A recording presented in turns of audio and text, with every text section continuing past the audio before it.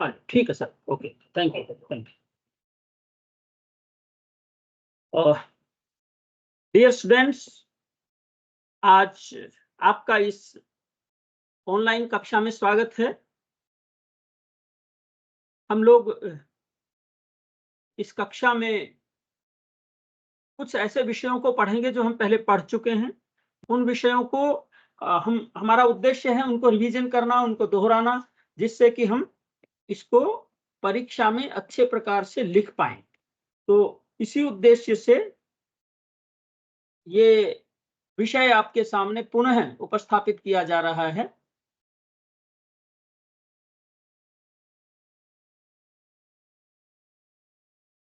इसमें जिस विषय की हम चर्चा करने जा रहे हैं, वह सबसे पहले मैं समझता हूँ कि आप लोगों को तिङन्त, और तिङन्त में भी जो हमारा एक छोटा-सा विषय रह गया था, णिजन्त प्रकरण, उसकी हम चर्चा करेंगे। तो उस णिजन्त प्रकरण में जो पहला ही सूत्र है, वो आपके सामने स्क्रीन पर है। सत्याप पाश रूप वीणा तूल श्लोक सेना लोम त्वच वर्म वर्ण चूर्ण चुरादिभ्यो ऋच। तो ये जो आपके सामने सूत्र है, ये सूत्र कहता है कि इसमें देखिए कुछ शब्द गिनाए गए हैं। सत्याप एक शब्द है, पाश ये दूसरा शब्द है, रूप, वीणा, तूल, श्लोक, सेना, लोम, त्वच, वर्म, वर्ण, चूर्ण, ये सारे प्रातिपदिक हैं, शब्द हैं। लेकिन इसके बाद एक शब्द आया है चुरादिभ्यो। तो ये जो चुरादिभ्य है, ये धातु पाठ में एक गण है चुरादि गण, उसकी तरफ संकेत करता है कि चुरादि गण में जो धातुएं पढ़ी गई हैं, उन उन धातुओं से णिच प्रत्यय होता है। अब प्रश्न ये होता है कि णिच प्रत्यय किस अर्थ में होता है? णिच प्रत्यय का अर्थ क्या है? णिच प्रत्यय जो है ये किस अर्थ को बताता है, किस अर्थ को कहता है? तो जब किसी प्रत्यय का कोई अर्थ नहीं बताया जाता, तो वह प्रत्यय स्वार्थ में कहलाता है। मैं समझता हूं आप स्वार्थ समझते होंगे। स्व का मतलब होता है अपना, और अर्थ का मतलब होता है अर्थ। तो स्वार्थ का मतलब है जो जिस धातु से ये प्रत्यय आएगा, उस धातु का अपना अर्थ। इसका मतलब है चुर धातु से हम प्रत्यय करते हैं, तो ये प्रत्यय चुर धातु के अर्थ को ही कहेगा, अलग से कोई नया अर्थ नहीं कहता। ये विशेष बात है। तो चुर धातु का अर्थ है चोरी करना, और जब उससे हम निच प्रत्यय लगा देंगे, तो जैसे हम पहले करते थे ना, निच प्रत्यय लगा करके पठती और पाठयति, पढ़ता है पढ़ाता है। तो चोरायति जब हम बनाते हैं तो उसका मतलब चोरी करवाता है ऐसा नहीं होगा, बल्कि चोरायति का मतलब है चोरी करता है, ये अर्थ होगा। तो इस अर्थ को कहने के लिए स्वाभाविक रूप से धातु से निच प्रत्यय होता है। तो इसको हमें जो समझने की आवश्यकता है वो यही है कि स्वार्थ में णिच प्रत्यय होता है। स्वार्थ का मतलब होता है स्व माने अपने, अर्थ माने अर्थ में। तो इसके उदाहरण के लिए मैं आपको एक सिद्धि आपके सामने रख रहा हूं। सिद्धि प्रक्रिया देखो स्क्रीन पे अभी आपके सामने आ जाएगी। ये देखिए आपके सामने चोरयति की सिद्धि प्रक्रिया है। इसे आप देखेंगे तो एक सेकंड में आपको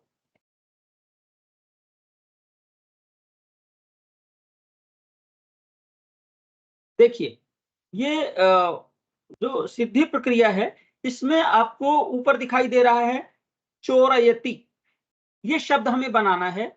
मूल धातु है चुर, तो भुआदय धातु से इसकी धातु संज्ञा है, जैसे हम भवती में करते हैं। और इसमें रे में अ मिला हुआ है, वो अनुनासिक है, तो उसकी उपदेशे अज अनुनासिक से इत संज्ञा हो जाएगी, जिसको हमने लिखा है उपदेशे अज, छोटा कर दिया है सूत्र को, पूरा नहीं लिखा। इस आकार की इत संज्ञा हो जाती है, और जैसे इत संज्ञा होती है एक ही कार्य होता है, तस्य लोप से उसका लोप हो जाता है। और भुआदय धातु से हमने धातु संज्ञा इसकी की हुई है। तो अब आगे जो सूत्र है वो है सत्याप पाश रूप वीणा तूल श्लोक सेना लोम त्वच वर्म वर्ण चूर्ण चुरादिभ्यो निच। ये सूत्र मैंने आधा यहाँ संकेत में लिखा हुआ है।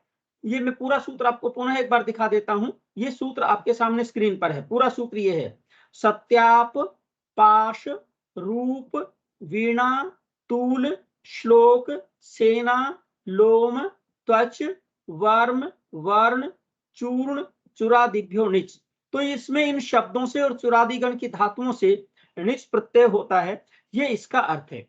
तो जब हम इसे णिच प्रत्यय ले आएंगे तो हमारे सामने स्थिति ये बनेगी जो कि आपके सामने चुर और उसके आगे है णिच है। देखो इसमें अनुबंध लोप करके हमने अनुबंधों का लोप किया है। अनुबंध उसे कहते हैं जिनकी इत संज्ञा होती है। तो यहाँ पर णिच में च की इत संज्ञा है हलंत्यम से, और ण की इत संज्ञा हो जाती है चुटू से, ट वर्ग में आता है ट ठ ड ढ ण, और तस्य लोप ऐसे दोनों का लोप जिसको हमने शॉर्ट करके अनुबंध लोप कर दिया। और जो णिच प्रत्यय है ये आर्ध धातुक है, आर्ध धातुकम शेषः। जो धातु से प्रत्यय कहे जाते हैं उनमें जो तिंग और शित से भिन्न प्रत्यय होते हैं उनकी आर्ध धातुक संज्ञा होती है। तो ये आर्ध धातुक है। और आर्ध धातुक जैसे ही संज्ञा होती है, एक सूत्र है पुगंत लघूप धस्य च, मैंने इसमें छोटा लिखा हुआ है, पूरा आप चाहे तो नोट कर लें। पुगंत लघूप धस्य च, इसका मतलब है पुक जिसके अंत में हो या लघु उपधा में हो। तो देखो चुर में जो र है इससे पहले उ आपको दिखाई दे रहा है, उ, ये उ जो है ये उपधा में है। उपधा संज्ञा होती है अलोन्त्यात पूर्व उपधा। तो अंतिम अल से पूर्व क्या है, अंतिम है र, उससे पूर्व में है उ, तो इसकी उपधा संज्ञा हो जाएगी। और ये लघु भी है, ह्रस्व की लघु संज्ञा होती है, इसलिए इसको हो जाएगा गुण। आर्धातुक प्रत्यय परे होने पर लघु अंग का जो इक है उसको गुण होता है। तो जब उ को गुण होगा तो स्थानांतरतम में सूत्र लग करके उ को ओ गुण हो जाएगा, और ये बन जाएगा चोर और नीच का ई। अब ये नीच का ई पूरा मिला दें तो चोरली बन गया। इसकी एक, अब देखिए चूर तो धातु थी लेकिन नीच प्रत्यय लगने के बाद ये धातु नहीं रहा, तो फिर एक दोबारा धातु बनाने के लिए इसको एक नया सूत्र लगाना पड़ा हमें, सनाद्यंता धातु है। सनादि प्रत्यय जिसके अंत में है उनकी धातु संज्ञा होती है, जैसे हमने पहले किया हुआ है अपने रेगुलर कक्षाओं में। तो इसकी धातु संज्ञा हो गई। धातु संज्ञा होने पर फिर वही पूरी प्रक्रिया वर्तमाने लट, वर्तमान काल में जो क्रिया हो रही है उसकी वाचक धातु से लट प्रत्यय आएगा। अनुबंध लोप कर दीजिए, लट का लय बचेगा। और तिबाद्योत्पत्ति, तिबाद्योत्पत्ति का मतलब है लय के स्थान में तिप तस जी आदि 18 प्रत्यय आएंगे। ठीक है, उन 18 प्रत्ययों में प्रथम मध्यम उत्तम पुरुष संज्ञाएं होंगी, तिंगस त्रीणी त्रीणी प्रथम मध्यम उत्तम, उनकी एक वचन द्विवचन बहुवचन संज्ञाएं होंगी, तान्य एक वचन द्विवचन बहुवचन अन्य एकशः। और लय परस्मयी पदम तंगानावात्मने पदम शेषात् कर्तृ परस्मयी पदम, उससे इसमें परस्मयी पद संज्ञक तिप प्रत्यय आएगा। शेषे प्रथम से प्रथम पुरुष होने के बाद दो एक और द्विवचन एक वचन से तिप आएगा। तो स्थिति बनेगी चोरी तिप। तिप में प जो है इसकी हलंत्यम सिद्ध संज्ञा हो जाएगी, तो बनेगा चोरी ति। और तिप जो है ये सार्वधातुक है। क्यों? क्योंकि तिंग शित सार्वधातुकम, जितने तिंग प्रत्यय होते हैं और जो जिनके शकार की संज्ञा होती है वो सार्वधातुक होते हैं। तो सार्वधातुक प्रत्यय परे होने पर धातु से शप प्रत्यय होता है। तो स्थिति बनेगी जो आपके सामने है, चोरी शप। जैसे ही शप आएगा शप का अनुबंध लोप कर देंगे, पै की हलंत्यम सिद्ध संज्ञा शकार की लशक तद्धिते से, तो बचेगा चोरी अति। अब ये जो शप है ये भी सार्वधातुक है, ये तिंग तो नहीं है लेकिन शित है, इसमें शप के श की संज्ञा हुई तालव्य शकार की, इसलिए इसकी सार्वधातुक संज्ञा हो जाएगी। और सार्वधातुक आर्धातुक से जो चोरी का ई है इसको हो जाएगा गुण। जब गुण होगा तो गुण क्या होगा, अदेंग गुण अ ए ओ, इनकी गुण संज्ञा होती है। स्थानांतरतम से ई को गुण हो जाएगा, ए बनेगा चोरे अति, एचो आई वाई आवे। एच के बाद अच परे है, देखो एच में ए आता है जो अभी गुण करके किया है, आगे ए परे है, तो एच के स्थान में क्या होगा, क्रमशः आय आव आय और आव आदेश होते हैं। तो यथा संख्या अनुदेश समानाम, पहले ए के स्थान पर अय आदेश हो जाएगा और बनेगा चोरय अति, ए मिला देंगे बनेगा चोरयति। सिद्धि इंपॉर्टेंट है, देख लेना चाहिए। ये प्रकरण हमारा छूटा हुआ था इसलिए मैंने आपको थोड़ा सा कराने की चेष्टा की है। निचश्च एक नया सूत्र है। देखो जब आप परस्मयी पद करते हैं तो शेषात् कर्तरी परस्मयी पदम करते हैं, लेकिन चोरयति की जगह यदि आप चोरयते बनाते हो उसका भी वही अर्थ है, चोरी करता है। तो लेकिन फर्क क्या होगा कि चोरयति का मतलब इन जनरल चोरी करता है। मान लीजिए कोई व्यक्ति है, मैं वो चोरी करके लाता है, मुझे वो पैसा या वो चोरी का माल देता है, वो भी चोरी करता है, और वो अपने लिए करता है, वो भी चोरी करता है। लेकिन जब चोरी करने वाला व्यक्ति सारे के सारे उस माल का मालिक स्वयं बनना चाहता है, केवल अपने लिए चोरी करता है, किसी दूसरे के कहने पर नहीं करता, तो उस स्थिति में चोरयते रूप प्रयोग होगा। जब क्रिया का फल कर्ता को मिलता हो तो वहां पर आत्मनेपद होता है, और ऐसी जगह पर आप बनाएंगे चोरयते। तो देखिए ये निचष्ट सूत्र का अर्थ है क्रिया का फल कर्तृगामी होने पर। इसका मतलब है क्रिया का फल कर्ता को मिल रहा हो। क्रिया क्या है? चोरी करना। उसका फल क्या है? उसका चुराया हुआ माल। उस पर अधिकार यदि चोरी करने वाले का ही हो तो फिर निजंत जो धातु है चुर, उससे आत्मनेपद संज्ञक प्रत्यय होंगे, ये यहां पर कहा गया है।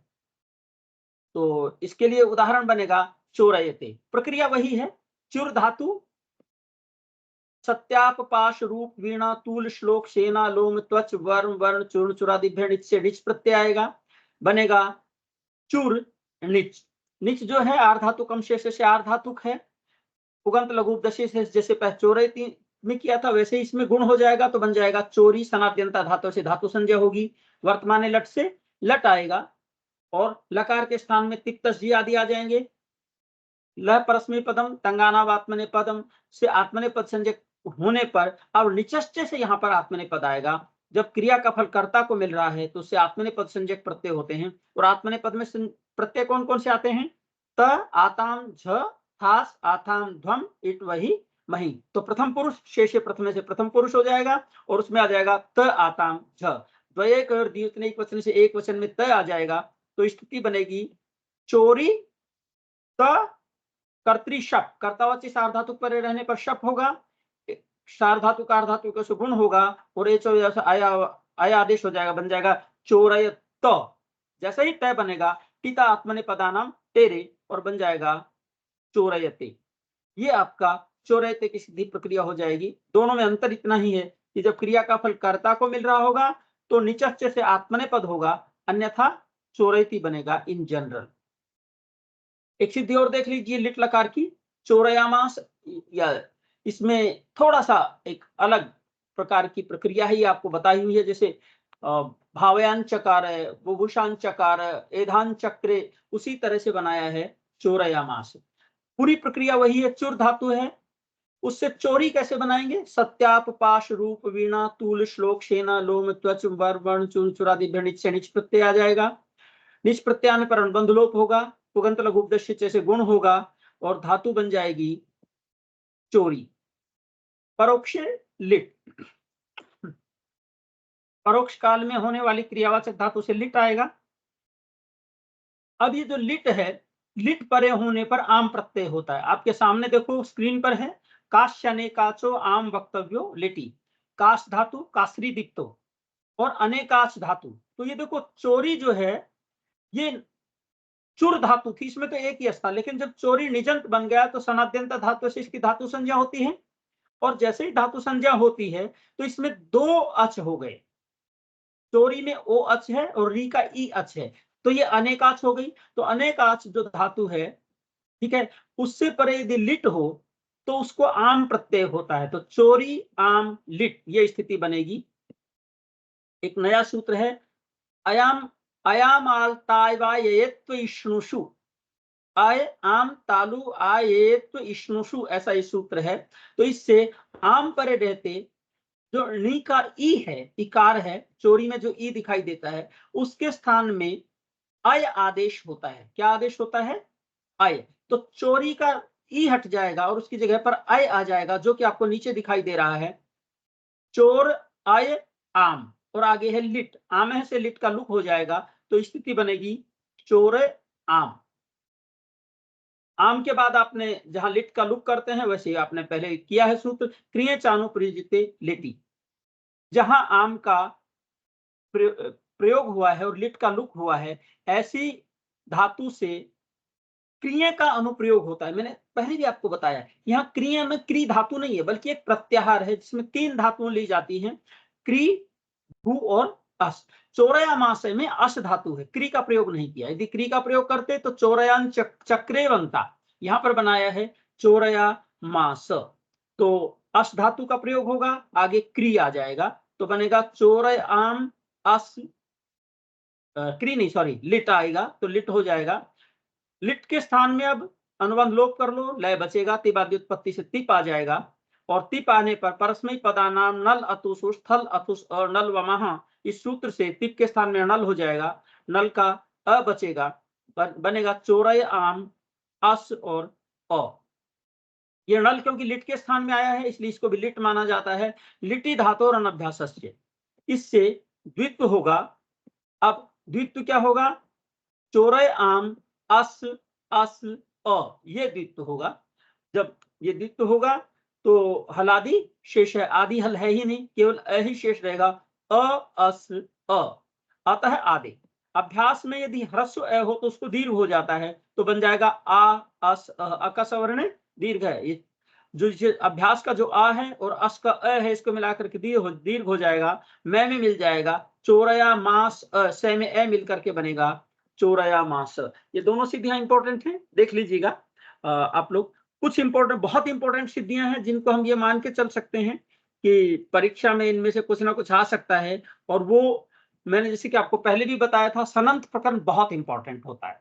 इसमें से निश्चित रूप से एक दो धातु में एक दो सिद्धियां जरूर आती हैं। जो मैं सिद्धियां आज करा रहा हूं इनको अच्छे से कर लीजिएगा। ये प्रकरण मैंने पहले पढ़ाया हुआ है, रिवाइज करा रहा हूं केवल इसलिए कि आप इसको अच्छे से कर पाए। ये देखिए, सनंत प्रक्रिया में पहला ही सूत्र है, धातोः कर्मणः समान कर्तृकाद इच्छायाम वा। ऐसी धातु जो इच्छा का कर्म है। देखिए, एक वाक्य हम बोलते हैं, पठितुम इच्छति, पढ़ना चाहता है। देखो नीचे पिपठिष्यति लिखा हुआ है, जहां हम इसकी सिद्धि करेंगे, और इस पिपठिष्यति से आगे ब्रैकेट में लिखा हुआ है पठितुम इच्छति। तो इच्छति क्रिया है, किसको चाहता है? पढ़ने को चाहता है। पुस्तकम इच्छति, पुस्तक को चाहता है। इसी तरह पठितुम इच्छति, पढ़ना चाहता है। और पढ़ना क्या है? क्रिया। तो किस धातु का कर्म बनाइए? इच्छ धातु का। इस सूत्र में यह कहा गया है, इस धातु का जो कर्म हो, ठीक है, तो वो कौन है? पठ, पढ़ना।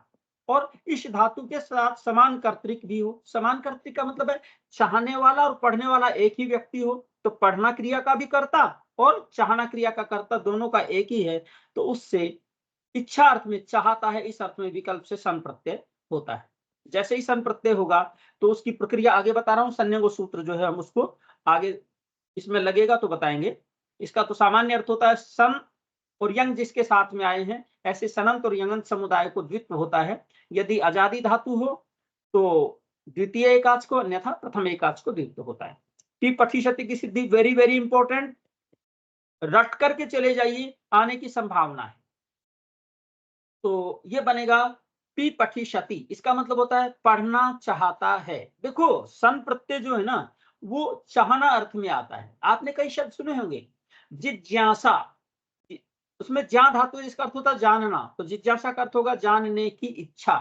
पा धातु का अर्थ होता है पीना। एक शब्द बनाया है पिपासा, आप देखेंगे सब में स से अंत में आया है। पिपासा का मतलब है पीने की इच्छा। भुज धातु खाने अर्थ में है, एक शब्द बनाया बुभुक्षा, खाने की इच्छा। दृश्य का देखना अर्थ है, और उससे एक शब्द बनाया है तिदृक्षा, देखने की इच्छा। इसी तरह से पठ धातु से एक शब्द बनाते हैं पिपठीषा, पढ़ने की इच्छा। और यदि इसके धातु रूप चलाएंगे तो बनेगा पिपठिष्यति, पढ़ने की इच्छा करता है, यानी कि पढ़ना चाहता है। यह सिद्धि प्रक्रिया बहुत इंपॉर्टेंट है, देख लीजिए। पिपठिष्यति, पठ हमारे पास धातु है, इसकी धातु संज्ञा करेंगे, पहली प्रक्रिया वही होती है भुआदयो धातु। अब पिपठिष्यति में जो हमने विग्रह किया है, पढ़ना चाहता है, तो धातोः कर्मणः समान कर्तृकादिच्छायाम वा, ये सूत्र आपके सामने पूरा है, देखिए। धातोः कर्मणः समान कर्तृकादिच्छायाम वा, चाहना क्रिया है, पठ धातु उसका कर्म है, पढ़ने का कर्ता और इच्छा का कर्ता दोनों का एक ही है, तो उससे सन प्रत्यय हो जाएगा। स्थिति बनेगी पठ सन। अब ये जो सन जो है, इसकी आर्धातुकम शेष से आर्ध धातुक संज्ञा है। देखिए, आर्ध धातुक संज्ञा वाला करने वाला सूत्र है आर्ध धातुकम शेष, यहाँ नहीं लगाया हुआ है, हम ये मान के चलते हैं कि सब आपको पहले पढ़ाया हुआ है, इसलिए इसको यहाँ पर दिखाने की आवश्यकता नहीं है, इसलिए यहाँ दिखाया नहीं है, लेकिन आप लोगों को लगाना होगा।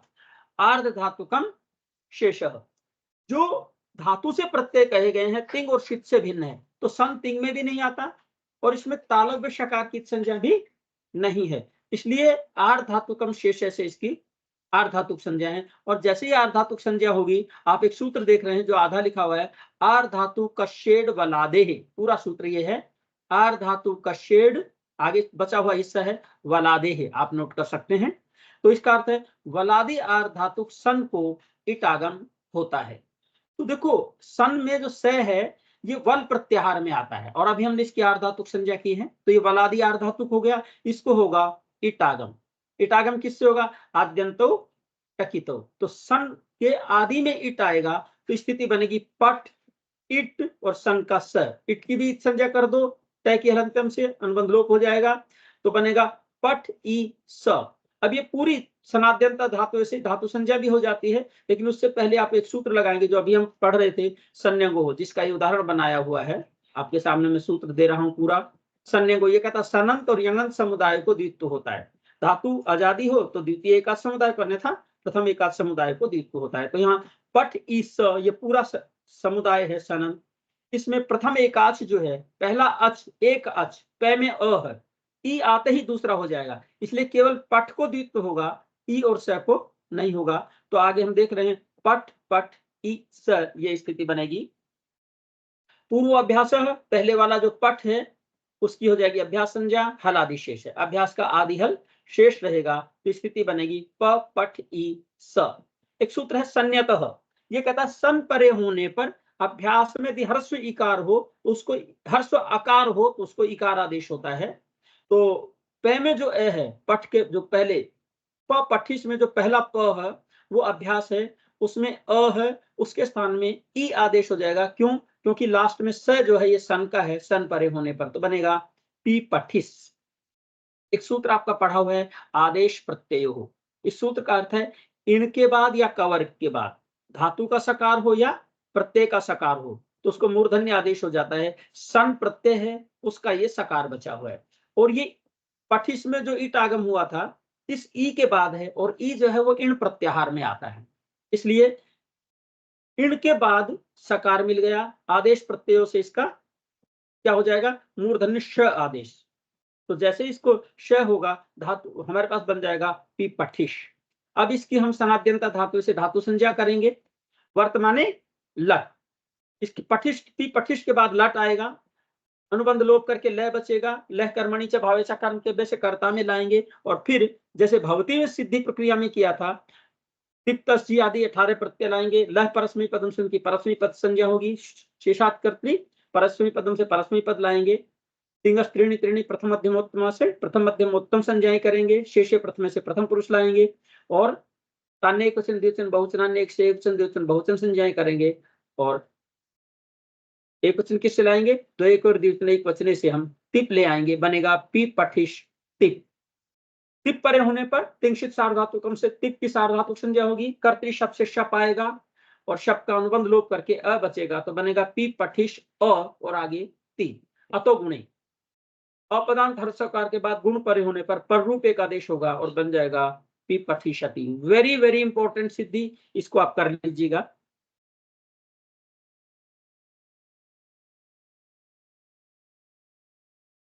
इसके बाद हम आगे करते हैं, इसी को बढ़ाते हैं।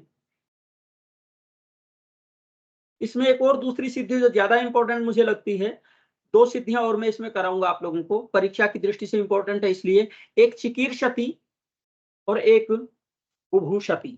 चिकीर्षति में आपके सामने है क्री धातु का रूप है ये, जैसे पठितुम इच्छति पढ़ना चाहता है, वैसे ही होगा कर्तुम इच्छति करना चाहता है। तो यहाँ धातु है क्री, क्री धातु में सन प्रत्यय कैसे लाएंगे? तो पूरी प्रक्रिया वही है, धातु हो कर्मण समान कर्तृकादिच्छायाम वा, उससे सन प्रत्यय होगा। तो चिकीर्षति की सिद्धि प्रक्रिया हमें करनी है, बीच में दो सूत्र लगेंगे, ये इन दोनों को मैं उसके साथ दोबारा समझाऊंगा, ये मैं वैसे आपको करा चुका हूं। क्री धातु है, भुआदय धातु से धातु संज्ञा होगी, संकेत किया हुआ है धातु कर्मण समान कर्तृकादिच्छायाम वा, इससे सन प्रत्यय हो जाएगा। किस अर्थ में होगा? चाहता है, इस अर्थ में, तो बनेगा क्री स। स जो है तिंशित सार्वधातुकम से, सार्वधातुक तो हो नहीं सकता, इसलिए आर्धातुक, आर्धातुकम शेष यहाँ जो सन है, इसके लिए सूत्र है जो आप ऊपर पढ़ेंगे, इको झल। ठीक है, ये कहता है इगंत धातु के बाद झलादि सन हो तो वह कित होता है। देखो क्री में री है, री जो है ये इक प्रत्याहार में आता है, ई उ री रिक, तो री आ गया, तो इगंत धातु है री, उसके बाद सन है, ये हो जाएगा कित। और कित होने का फायदा ये है कि ये आर्धातुक होने के कारण सार्वधातुक आर्धातुक को ऐसे गुण की प्राप्ति थी, सन परे रहते री को गुण प्राप्त था।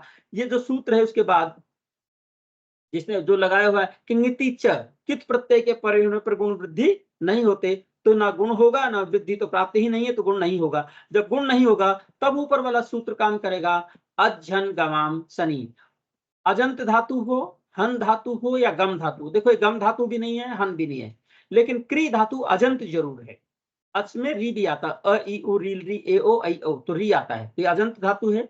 अजंत धातु में जो अच है उसको दीर्घ हो जाता है झलादि सन परे होने पर, तो ये सन है और ये झलादि भी है, झल में स भी आता है।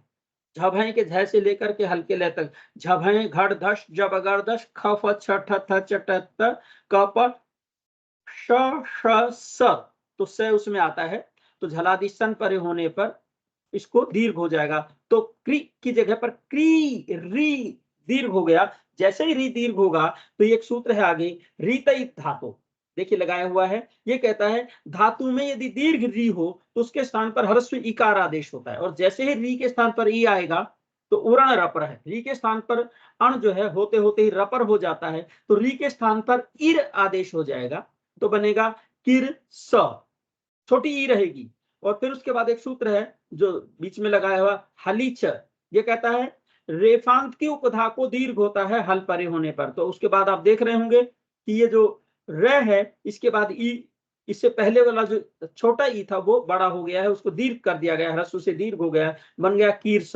आदेश प्रत्यय मूर्धन्य आदेश हो जाएगा, संज्ञो से द्वित्व करेंगे तो कीरश कीरस। यहां पर भी वही बात है कि प्रथम एकाच समुदाय को, यहाँ ध्यान से देखने की बात यह है, इसमें पहला अच क के बाद में ई है, रे हलंत है, श के श भी जो है वो व्यंजन में आता है, और श के बाद ए जो है वो दूसरा अच है, तो केवल श के बाद वाले अच को छोड़कर पूरा किरश इसको द्वित्व होगा, तो द्वित्व करने के लिए हमारे पास स्थिति बनी किरश किरश। पूर्वाभ्यास हलादि शेष, ये यहाँ पर एक छोटी सी गलती हुई है, उसको आप करेक्ट कर लीजिए पुस्तक में। ये जो बाद वाला कीरस है ये बेसिकली कीरस है, दीर्घ ई है, ह्रस्व नहीं है, गलती से ये छप गया है, तो इसको करेक्ट कर लीजिए, कीरश कीरश ऐसा ये होगा। तो हलादि शेष से आदि हल शेष रहेगा, तो की कीरश रहेगा, कुहोष्ट्रु अभ्यास में कवर्ग को चवर्ग आदेश होता है, तो ची कीरश बनेगा, और ची कीरश जब बनेगा तो फिर वहां पर अभ्यास में ह्रस्व से ह्रस्व हो जाएगा, तो बन जाएगा ची कीरश, ये बनेगा। सनाद्यंता धातु से ची कीरश की धातु संज्ञा होगी, वर्तमान में लट से लट आएगा, लट के स्थान में तिप्त आदि 18 प्रत्यय होंगे, ल परस्मय पदम तंगानावात्मने पदम से परस्मय पद और आत्मनेपद पद संज्ञाएं होंगी, शेषात कर्तरी परस्मय पदम से परस्मय पद संज्ञा 9 प्रत्यय रह जाएंगे। तिंगस त्रीणि त्रीणि प्रथम मध्यम उत्तम से प्रथम उत्तम मध्यम संज्ञाएं होंगी, तान्य एकवचन द्विवचन बहुवचन, अन्य एक से एकवचन द्विवचन बहुवचन संज्ञाएं होंगी, शेष